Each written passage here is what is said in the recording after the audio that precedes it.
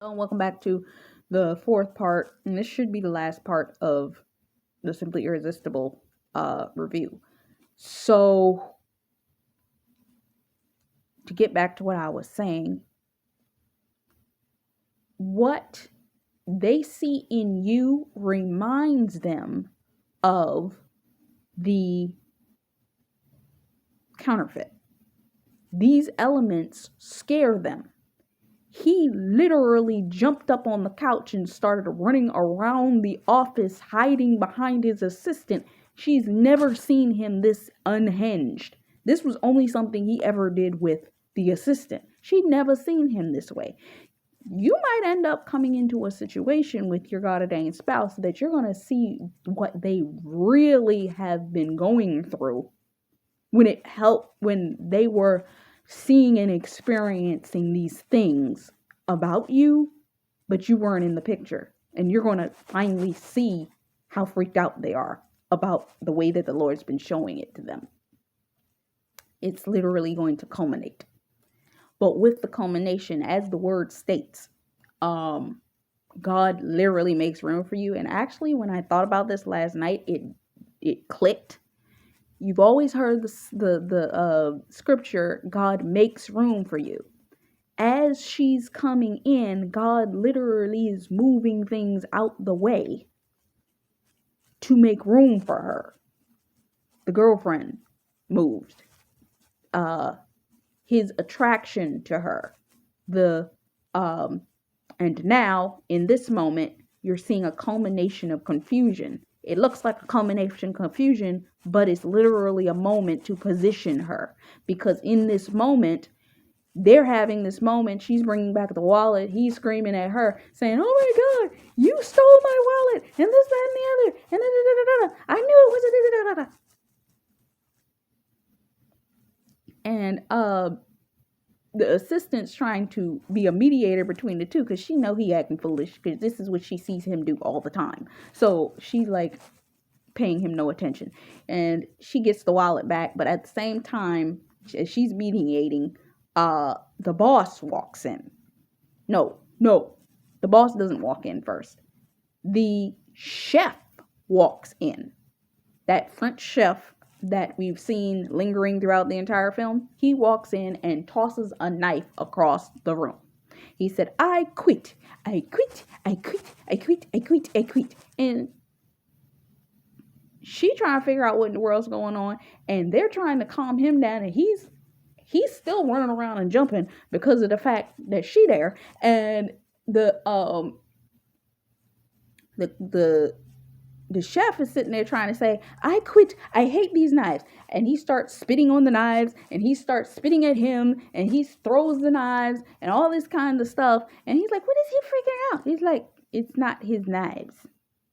He wants his knives." He's like, "These are trash. How dare you give me these knives? These are not my knives." And he's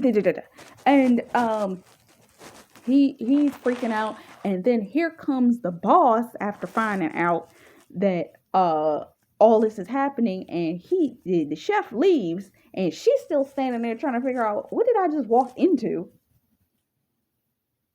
Some of y'all, you're gonna walk into a moment of chaos in your God ordained spouse's life that it's literally going to be chaos within that moment. You're gonna be ready to leave too. You're gonna be like, "This is a mess. What is this? Too much is going on here. I gotta go. This is too much for me. Jesus be offense. I gotta go." Because it's going to transpire so fast. Because literally God's going to be shutting down this, and this on his side of his life. And he's going to be freaking out and like, "What is this?" Because everything's falling apart. And even you are freaking out. But you got to keep your calm because you're like, "I don't know what's going on, Lord, but I know this is you." And God's asking you to stand still. She had to stand still while all this stuff was happening. And then the boss comes in and he's arguing and cussing her guy out. And the assistant grabs the boss's arm because remember, she has a thing for the boss. So she grabs his arm and tries to calm him down and then whispers to him, "You see her? She literally nudges him and says, she's the one that made the eclairs. That's why I mentioned the elevator scene, because that's how he tasted the eclairs. So when he comes to that realization in the midst of fussing him out, he's like, wait a minute. You genius! You fired that fool and you brought her! She's a savior! And she's standing like, what are you talking about? I don't know. What are you talking about?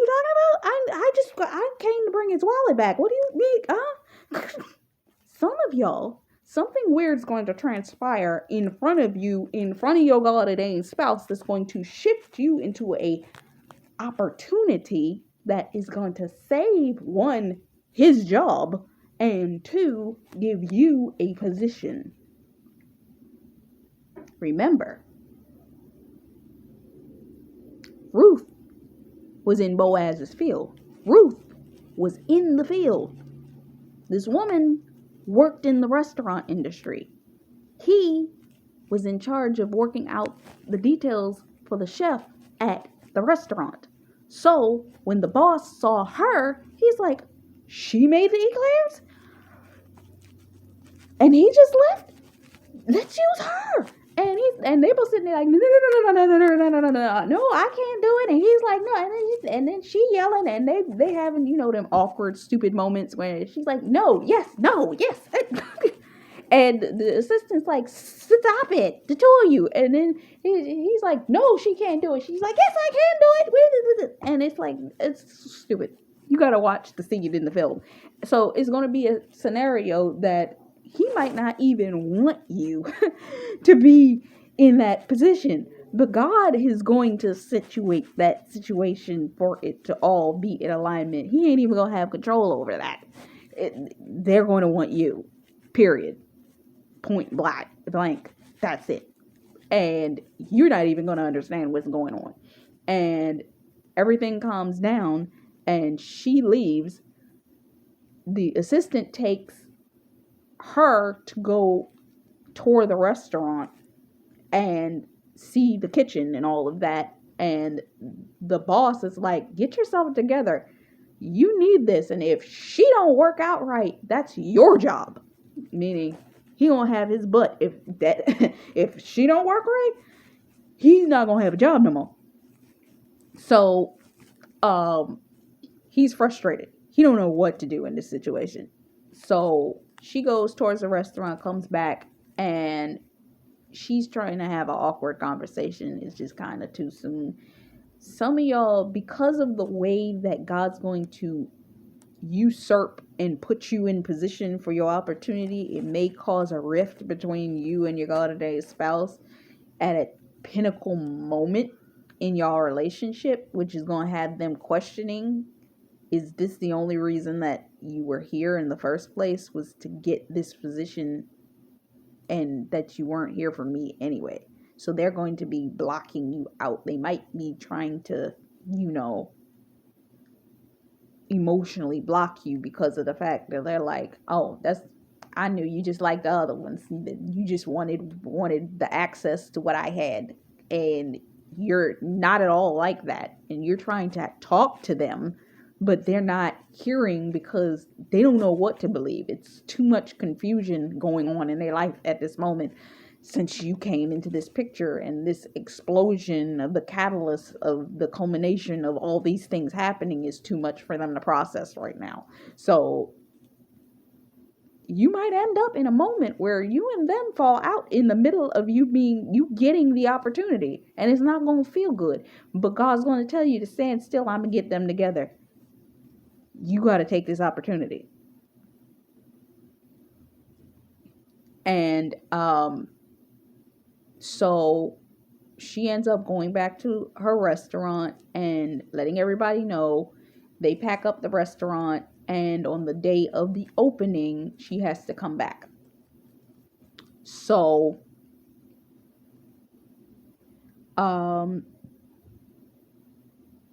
they go into his restaurant. It's her aunt, and her sous chef Nigel. And the French guy who left, his team's still there, and they're all in an awkward space, like, we don't know what in the world. But you can tell his sous chef thought, oh, he left, so now I'm going to be in charge. But because she got this role, you can tell that he wanted that spot. So he's acting nasty towards her. So you may abruptly end up in a position that you weren't expecting, and somebody's going to be there that wanted that spot. Ergo, it may be somebody in relation to the business position that you're put in. Maybe in relation to, you're in one of the fields that he's in, but there's somebody that is closely within proximity to this particular opportunity that wanted it anyway, and they gonna be that nasty, jealous, vindictive, manipulative person towards you as you're coming in. You're trying to introduce yourself, and they're just like, I don't like you because that was supposed to be my slot. So she starts getting things prepped, and they got to get everything. But she's not accustomed to working in such a big kitchen. So getting the amounts ready and all that kind of stuff, she's trying to process all this stuff for the dinner. She gets everything in order, but it's still a little odd for her. Pause. You're coming into a situation, everything's already laid out for you. She didn't have to bring that food in there. They already had it. She didn't have to bring that team of cooks in there. They already had it. God's already going to have the situation prepped out for you. You just have to come in and show up. Tiffany Montgomery says, the battle is already won. You just got to show up. Show up. And do the work. Get in the position. It's already done for you. Stand still and see the salvation of the Lord in this situation. God got you right now. It's done.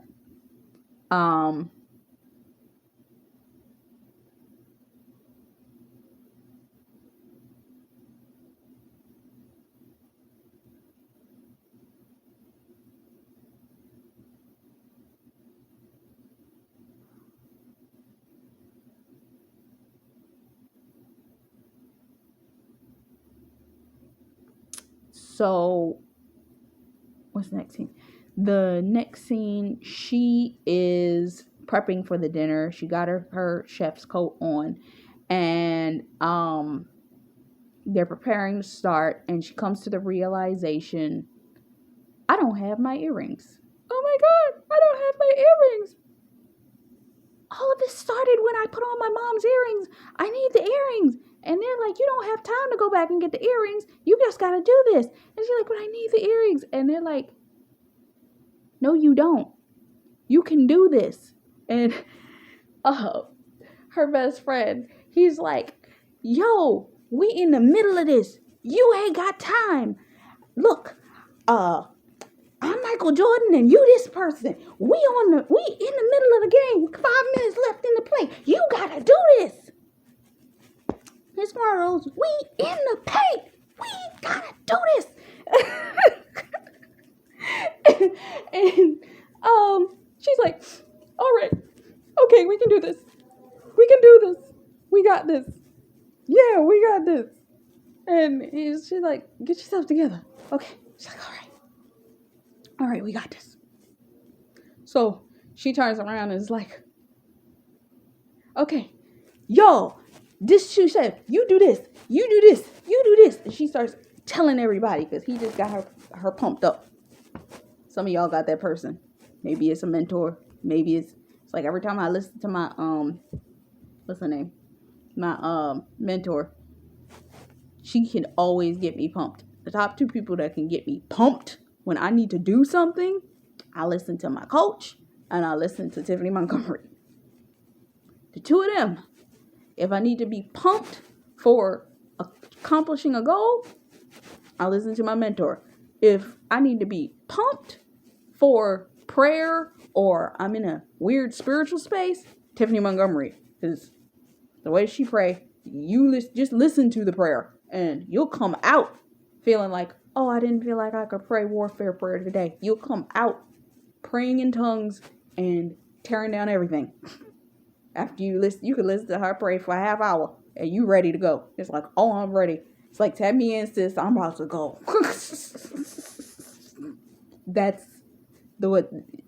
That's what they are to me. You got your people. When you in your moment, you gonna have that person that's gonna get you prepped because you were gonna be ready to fight. Let's go. Let's get in it. And she goes over to the food and starts prepping the meal. She's prepping the meal, and the first course goes out, the appetizer, everybody's enjoying themselves. Then the main course goes out and everybody ends up stunned. No, what is it?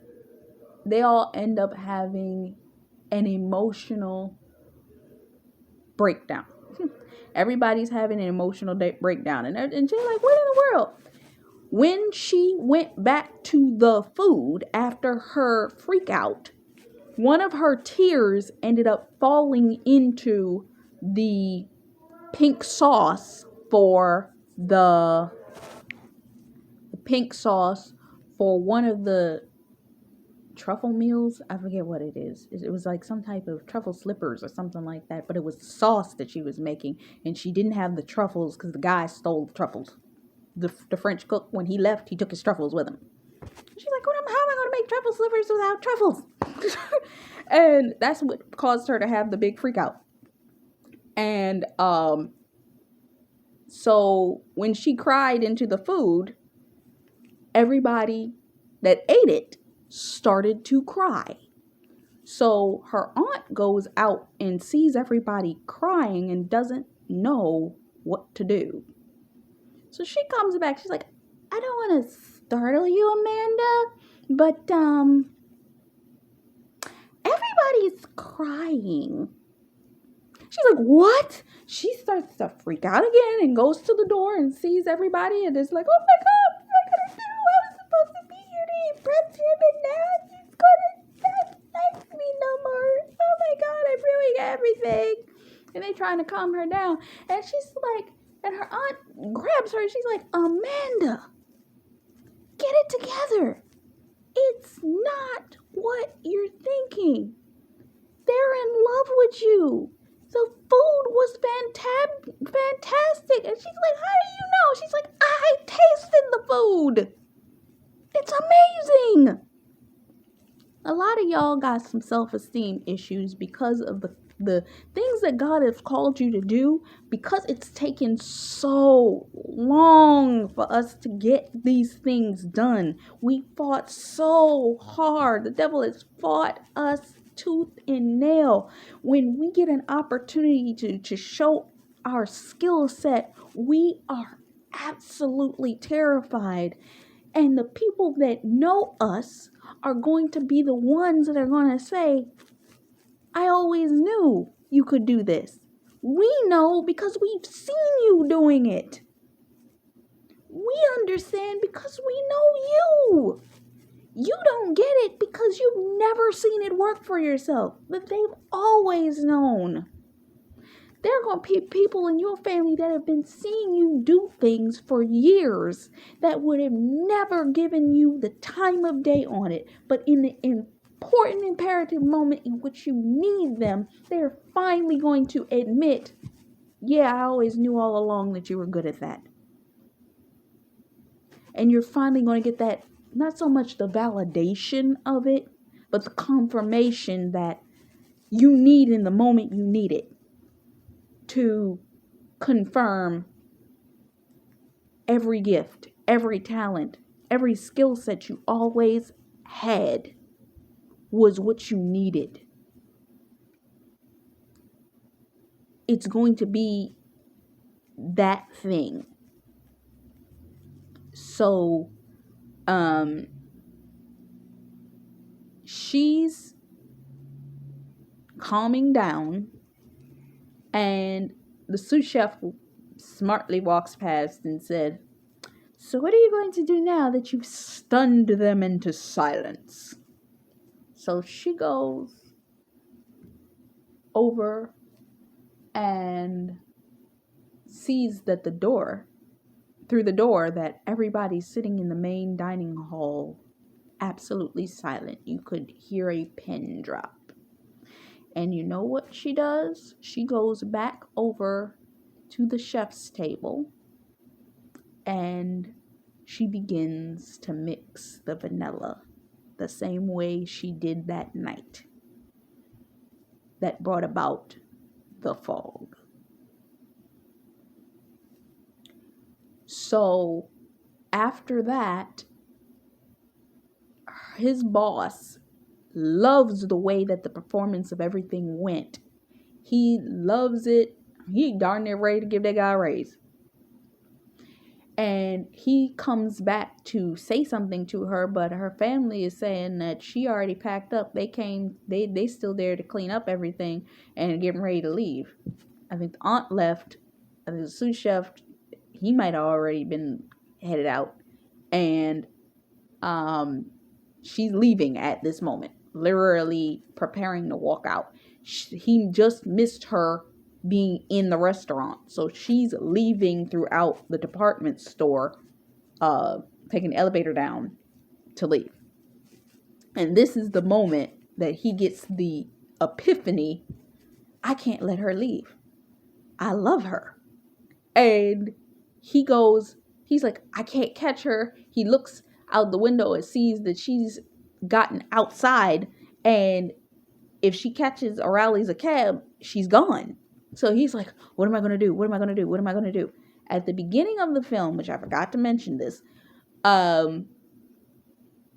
he had this airplane tree that always sat in the corner of his office. He mentioned at the beginning, when he was playing with one of the airplanes, that he always loved paper airplanes. And it was just a momentary thing that was mentioned in the first conversation that you see him have with his assistant. So he goes and grabs one of those airplanes, opens the window, and says, if there's anything that's going to make this thing work, it's got to work now. He's never been able to get it to fly correctly and to fly straight. Matter of factly, in the middle of the film, I think he threw one and it landed in somebody's hair while he was in the department store with her. And they cracked up and hid. So he throws it. And this time it flies right into her cab window. Perfectly. Tell you that ain't God. So God will make sure that you will get that God wink, that if you're thinking, I'm done, this is over, I did what I needed to do, it's up to God now, your God wink will be something that he will send to you, deliver to you, whatever. So some of y'all waiting on your delivery right now of whatever that thing is, to let you know, hey, I'm still here for you, I still love you, I still want you. Dr. G just released a word called special delivery or special package, something like that, and she talks about the exact same thing, that you're going to receive something in the coming weeks and months that are going to be a confirmation of what it was that you were expecting, whether it's the opportunity, something from your God ordained spouse, something, a letter, something that will let you know they're still interested. And so she gets out the cab, looks up and sees him in the window, and comes back into the building. When she comes back into the building, he managed to go to the department store rack and grab one of the mannequins that had a dress on it. How he knew her size, movie magic. The dress was in the elevator when she hit the button. And so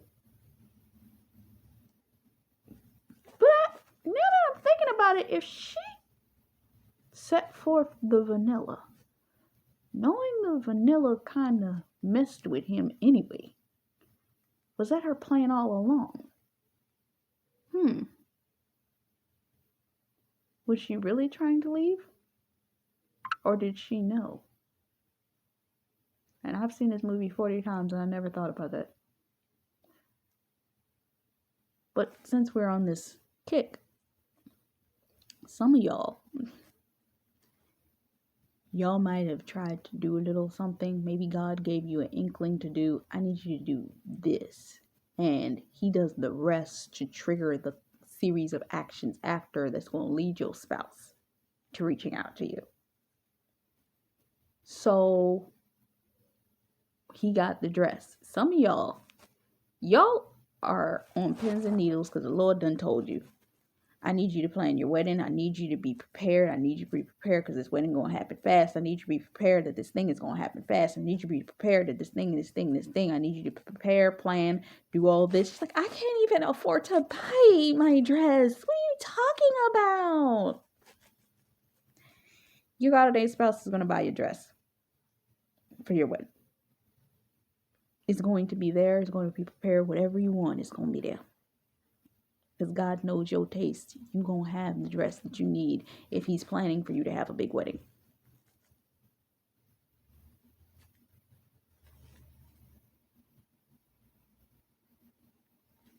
So, she gets the dress.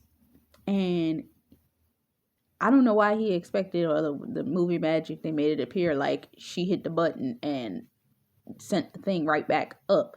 And he was standing there expecting her to be dressed in the clothes immediately.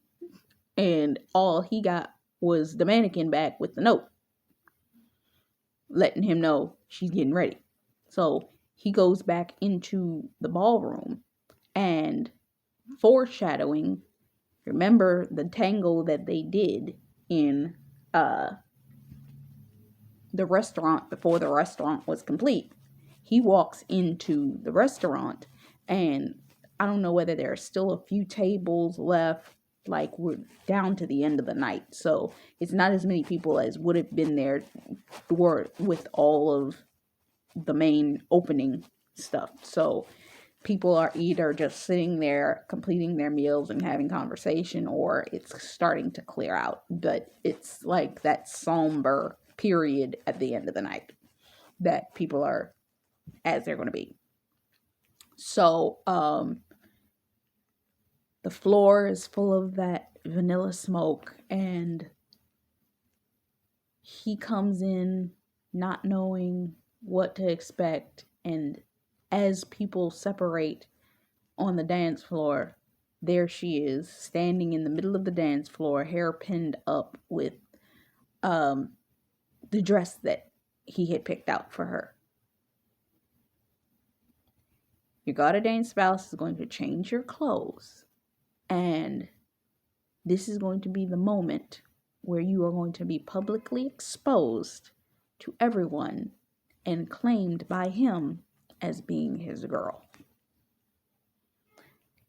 And in front of everybody, public recognition for your spot as their woman, their spouse. Esther was celebrated when Xerxes took her as his wife. There was a whole celebration. He goes up to her and he comes up to her and says, you look, he's tongue-tied. He doesn't even know what to say. You look amazing. And she's like, thank you. I had to stop and get shoes and earrings, Took me a minute. And he's like, oh, okay. He don't care. She just looks amazing to him. He barely even listens to her. And they have a few moments of speech, and she's like, I thought, and he said, don't even worry about it. He understands. He's going to understand. It's going to all make sense when all things fall into place and every puzzle piece is in order. He'll get it. It's not going to be a necessity for any more confusion. And he pretty much says his feelings to her and admits that he loves her. And she says, "Why are men so stupid?" He said, "I don't know." And she has this one last quip line. And it's funny because I'm trying to think of what the last line was. Oh, men are so easy. Men are not easy. Her man is easy. Your man is easy for you, but he gonna fight being easy with you sometimes. Meaning, he don't want to show off that he's that easy. A lot of us have been sitting there trying to figure out, why doesn't he talk to us? Why can't we say anything to him? We know. And it's like, it's that thrill of the chase. The man has to have the thrill of the chase. He has to feel like you don't feel like you're into them. And God's trying to train you to let the man be the man in the thing. Because some of us, we're bold. We're out here. We ain't got time for this. It's like, dude, if you want to say something, say something. Man, say something. I'll say something to you if you ain't going to say something to me. And God's like, no, you can't do that. He got to feel like a man. If you take away his manliness of approaching you, then you going to mess the whole thing up. So it's like, okay. So, yeah, they are easy, but they make it hard for you. So, you got to let them operate in their manliness to feel like they're doing it themselves. So, whatever it is. But, that was the end of the film. And as they begin to dance together, of course, they begin to float. And that's the end of the film. When you come together with your spouse, it is going to bring about the elevation for the both of you publicly. Because remember, they elevated in the restaurant privately. But when they danced on that dance floor, they did so publicly. It says in the word that God will make you famous in public for what you've gone through in private. He elevated them first, meaning he's going to do some things for y'all that nobody's going to see. But by the time the paperwork, the ink is dry, everything, and you are publicly exposed together after your marriage, after the culmination of all things comes into alignment, you will publicly elevate together. So this is Taj McCameron, and this has been Simply Irresistible. I hope this blessed you. I got another movie for y'all. I don't know if I'm going to get it all done today, but I'm going to post this and you may see that tomorrow. So we'll see how much we can get recorded today. See you guys. Until next time. Bye-bye.